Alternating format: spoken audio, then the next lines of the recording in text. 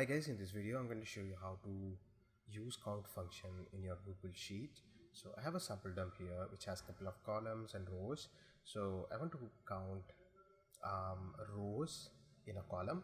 So equals to count, select count, and then I'm going to select entire range, close the parenthesis, hit enter. Now as you can see, it is showing as 10 rows are there. So if I just drag this towards my right hand side, so it will calculate for all the columns.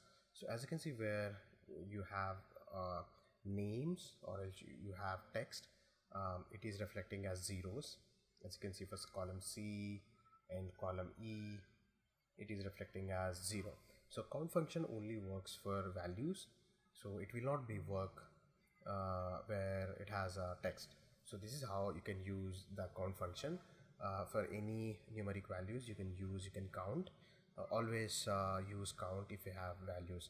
So count function only works with numeric values. It will not work for text. So use count function whenever you're dealing with numbers. So I hope this video helps you. Thank you so much for watching. We'll meet in next video.